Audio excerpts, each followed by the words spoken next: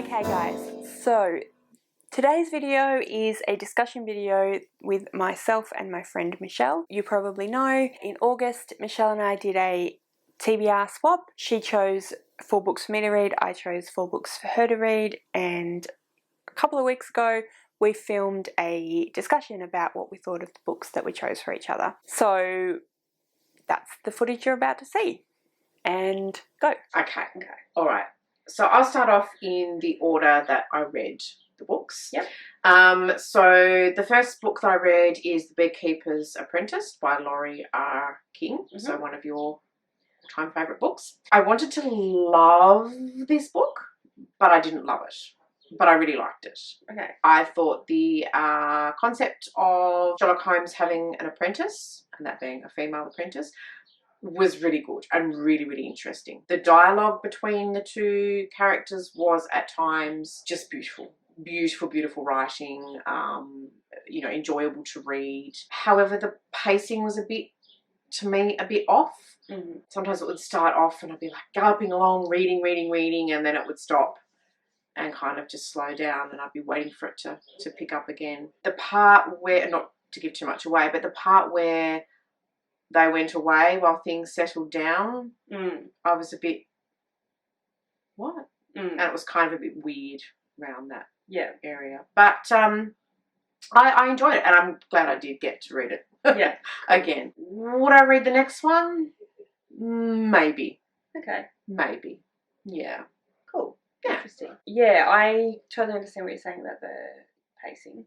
She covers a lot of ground in quite a small book. Yes, she does. Yeah. Yes, she does. Which makes it a little bit strange to read from a pacing, not strange, but the pacing is a bit... It's a bit awkward. It's a little bit awkward. Yeah. Would you say that happens in her other books, or does she kind of sort it out a bit? Yeah, she sorts it out a bit. Some of them, there's a couple of them that her pacing has a similar thing, but mostly sorted out a bit, I think, because she tries to cover less ground in the book. So, and I guess this is an introductory book. It's setting up the...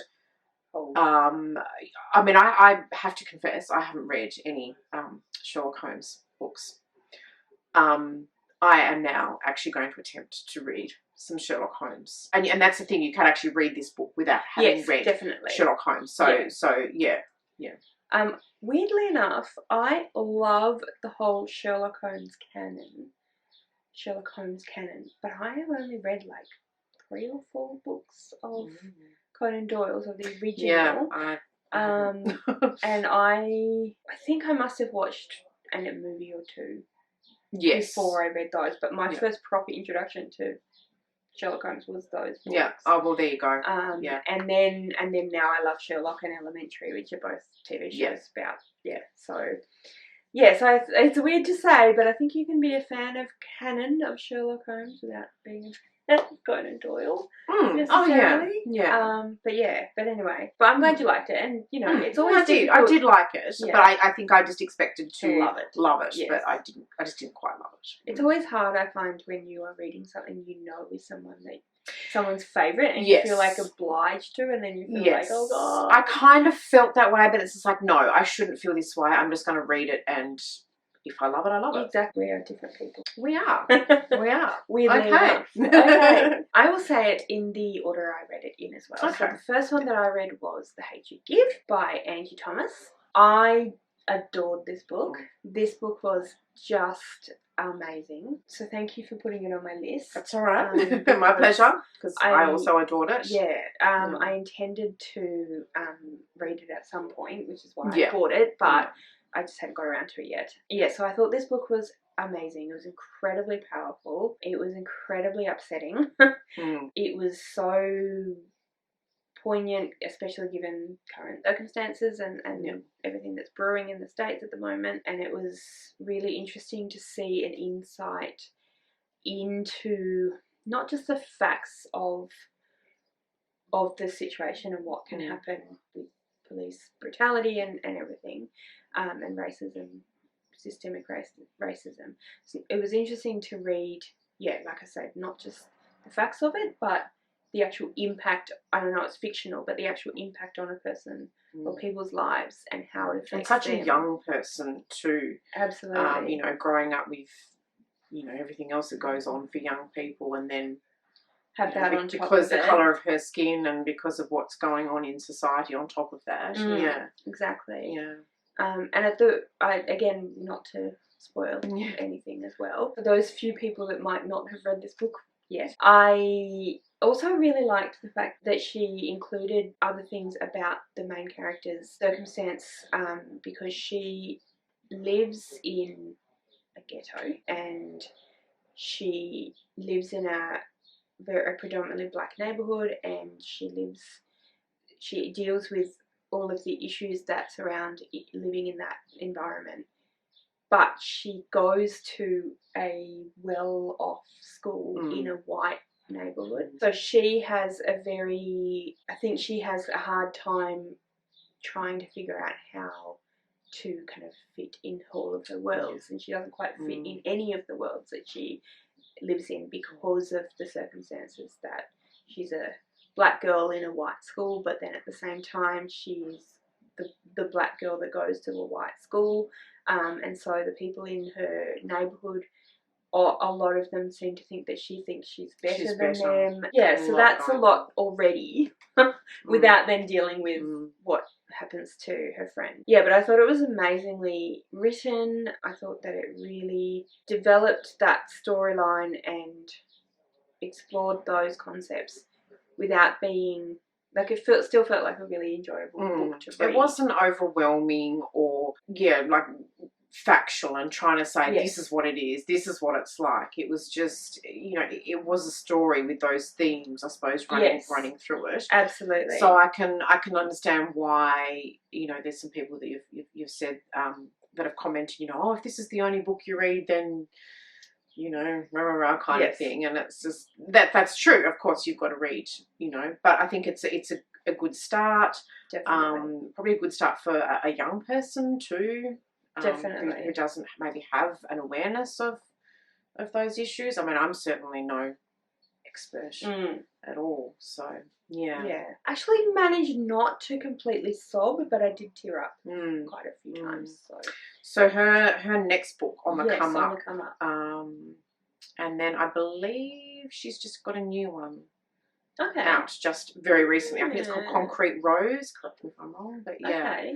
So I'm not quite sure what that one's about, but yeah, I think she's definitely an author to watch. Yeah, absolutely. Definitely. So have you read On the Come Up? I have, and I've got it if you'd like to borrow it. Stay tuned. Stay tuned. Okay, speaking of sobbing, the next book that I read was The Million Pieces of Neena Bell. I have to say I was quite sceptical when Mel gave this to me. I'm like, okay, especially after reading the blurb. I thought, okay, whatever. This is an amazingly powerful book. I was actually quite overwhelmed, to be honest. In fact, I barely even know what to say.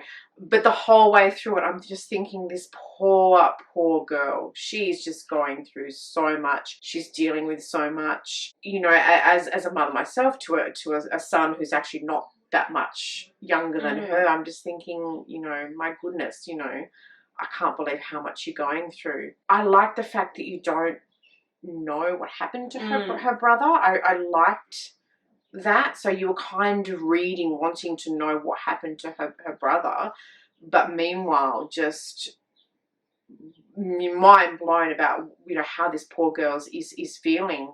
I think this would be a really good book for a parent to read alongside a young adult.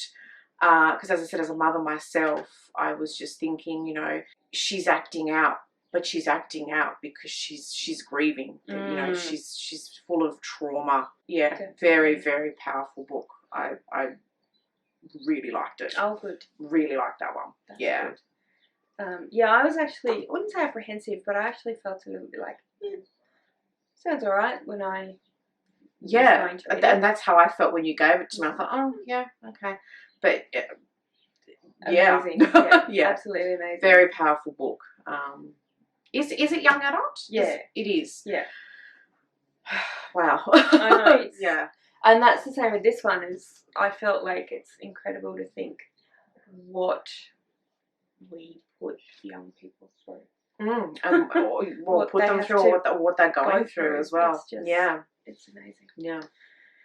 All right, me. Yes, you. So the next book that I read was Convenience Store Woman by Sayaka Murata. That doesn't look good. I don't really know what to say about this book either.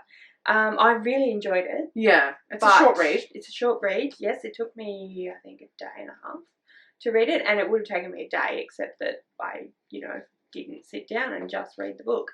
But it's an easy read. It's not particularly, the text isn't particularly difficult to read. Yeah, I really, really enjoyed it. The reason why I feel like I don't quite know what to say about it is because I feel like it packs a huge amount of stuff in, not very much happening, if that makes sense. Yes. So you get a real sense of, I can't remember her name, whatever her name is. Is her name on the badge? No, it just says Convenience Store Woman. Anyway, whatever her name is, you get a real sense of her quite quickly. It's written in first person, and it's written in such a way that you really feel like you're in her head and seeing things through her eyes. And I think it was a really interesting way of looking at the way that different people perceive themselves and the way that we behave towards others affects those people. So I don't know whether the person in this book is supposed to be on the autism spectrum or I wondered that too. I want to say yes, that she is, and that but then she's also dealing with the fact that she's a woman in Japanese society, and then the way Japanese society, men in particular, perceive women and the role of women in, I suppose, the workplace, and the expectation of society on her and and from her family as well, and the choices that she's made in her life and people not understanding or approving of those choices. So there's a lot going on. Yeah, little book and pages. Yeah, little book, big story. Big story. Outside the box. Yeah, very. That's why I feel like I'm not quite sure what to say. Because, and I don't know. Like I said, I don't know if the character is supposed to be on the spectrum, but it really made me think about the way that I, as a teacher, conduct myself when I'm working with children who are on the spectrum, and how our behaviour towards them, even when it's intended good, in a good way, how it affects those people. Because this woman, I don't want to spoil anything, but this woman spent her life being told that she was strange and weird and unusual, and so now that's how she views herself. And there's not necessarily anything wrong with that, but it definitely makes her... It affects her choices. And affects her happiness in general. So, so I'm really intrigued. I know that Sayaka Murata has a new book out called Earthlings. Oh, okay. I didn't know that. And it's quite a bit thicker. And I think from what I've heard, it's quite a bit more weird, shall we say. Okay. But it's supposed to be amazing. Okay. So I'd be really keen to get my hands on that one. Yeah, see what it's like. So. Okay, my next book, Queenie. Another, oh my God, book. I really, really enjoyed this book. I enjoyed it because I think, and you might have said when you gave it to me, it is a chick lit kind of book, but it's a big chick lit book. A lot happens. A lot of it I could relate to because I've been through my 20s and done a lot of these things. But then once again, she's a black woman, so she's dealing with the way men treat her as a black woman, which obviously I haven't had to deal with that, but I know the way men sometimes treat women. But then you've got the whole but you know, she's funny, she's quirky, she's lovable. I just think she's a beautiful girl kind of thing. Yeah, very enjoyable, but also a big book. Yeah, big book, lots of issues going on. but once again, the same as with The Hate You Give. It doesn't bog you down and try and preach to you or anything like that. As I said, I'm a white woman, she's a black woman, but highly relatable in I think in lots of ways. Yeah, I enjoyed this one a lot. Cool. A lot. Good. Awesome. Right. All right. Next up is Where the Crawdads Sing by Delia Owens, and we haven't had a chance to actually talk about this book at all. No, we haven't. Since I read it, and Michelle messaged me not very far along into the book actually, and was like, "How are you going with the book?" And I, we talked about it a little bit. So, tell me when you finish the ending. Yeah, we're going to get together, weren't we, and discuss the ending? Yeah, we were, which we haven't done, which is fine, life. But yeah, anyway, I love this book. I knew you would. This book was just beautiful. I like books that have a lot of atmosphere. I like books that have really good writing. I like books that are lyrical. I am descriptive. Yes. Yeah. I mean, I love books with a good plot, and I love books with good characters, but if a book has good characters, not a plot, but is beautifully written, or if it's beautifully written, I'm more likely to. It kind of had soul. Yes. And heart. Yes, definitely. And if you watched my video where I talk about books that you might like if you've read, etc., I actually weirdly likened this to Jasper Jones by Craig Silvey. Because of the way that she weaves place into the story. Yes. Oh, yes. So I felt that Craig Silvey, he's a very different author, but I felt that he did that in a similar way. Yes. Yeah, I love the way she wrote.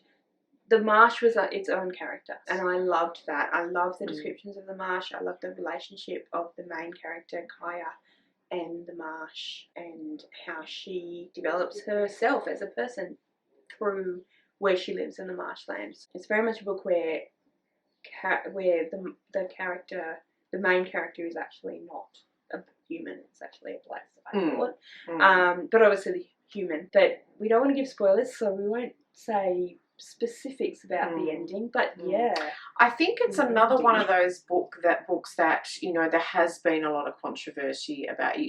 People have either loved it or hated it. As I said, the ending is I've spoke about it with another friend, and I struggled with the ending, but for different reasons than what she did. Okay, so that's why I'm interested to know your thoughts on the ending. But yeah, if it's on your to be read pile, or if it's something that you just think, I think I'll give it a miss because of what someone said, don't read it and make your own mind up, because you loved it, I loved it. Yeah, and we actually, as you can tell from the way that we are discussing these books, we have stuff reading. We have books definitely in common that we really love, but we have books that we don't agree with. So, or for different reasons. Yeah, exactly. If you can hear random yelling in the background, that's just Rowan and a friend of his playing I don't know what on the computer. So just ignore that. Yeah. So if you don't know the story, I won't go into spoiler detail, but basically there is kind of a overarching plot that is the frame within which we explore the marsh and this girl growing up in the marsh. So the overarching plot I enjoyed, but it wasn't the thing that kept me wanting to read the book. So if you are a person who likes plot, you're a plot-driven reader, you might struggle a little bit with this book, although there are a few different plots weaved in, but the main overarching plot is, it's fine, it's interesting, but it's not the main point, and it's not the most interesting bit, I didn't think. But it is what starts the book and ends the book, and you come back to it. Yeah, so the ending, I liked the ending, actually, but I managed to actually not think it was going to be the case, because I was convinced by arguments against it. I was the same, but then I wasn't surprised. I was actually surprised about something else about the ending. I wasn't super surprised either. Yeah. I was convinced that it wouldn't be the case, but I wasn't super surprised when it turns out that it was the case. Yeah. If you've very cryptic. read the book, you'll know exactly what we're talking about, and if you haven't, then... So what was the...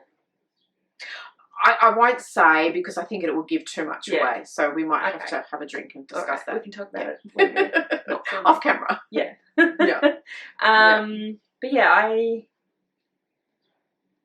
again, I'm trying not to give spoilers. Yeah, it's hard. It's hard to give. Yeah. Hopefully this won't be a spoiler, but the ending, I thought, threw quite a bit that I thought I knew about Aya. Yes. Into question. Yes. Yes. In an interesting way. Yes. And not to say that you suddenly thought, oh no, she's totally not what I thought she was at all. But yeah, I think that's probably enough. Yeah, I think so. So there's that. So. Right. All right. Sabriel, Garth Nix. I struggled. I think it was me. Yeah. Not the book. Because this was the last one that I had to read, and there's so many other books in the world. There's so many other books that I wanted to read. So I think it was me. It wasn't the book. I liked her. Mm-hmm.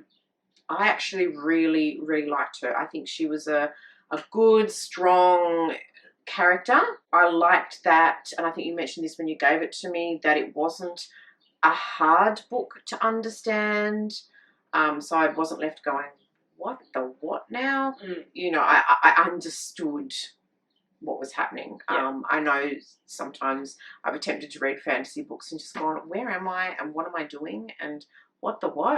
I know it's young adult, but I actually think it reads... I mean, if this is what young adults are reading, wow, lucky them, really. But yeah, I just struggled because I think it just wasn't me. Yeah. It certainly did, open my eyes to, fantasy books. So it's not to say that I wouldn't read them or even read the next one. Nicely paced. I like the character. I think some of the other characters could have been developed a little bit more, but so yeah, cool. Yeah. Okay. Cool. I know he's actually written a lot of books, hasn't he? Yeah, he has. Yeah. My son raves about the book Shades of Children or something. Okay.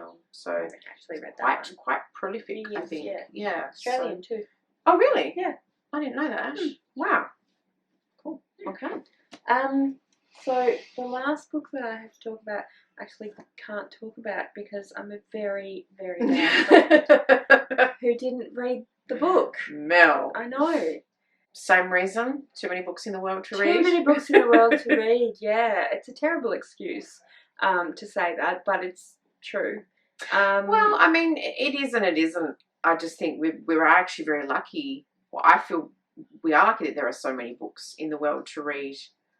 And I know I used to feel bad starting a book and then not finishing it.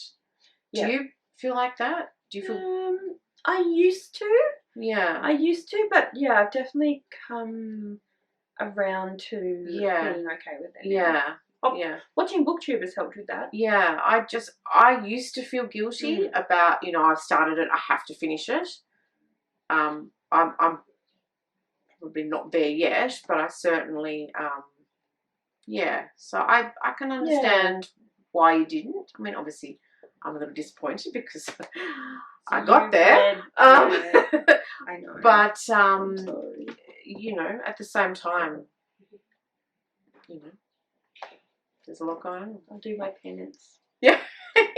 I'll choose thicker ones for you next time.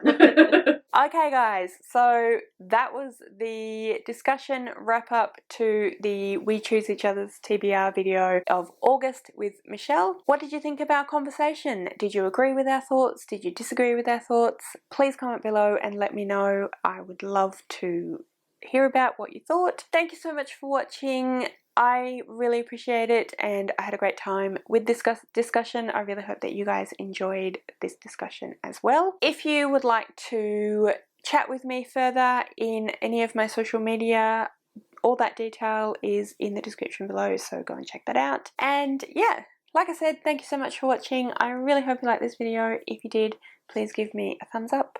Don't forget to subscribe to my channel, and I'll see you next time.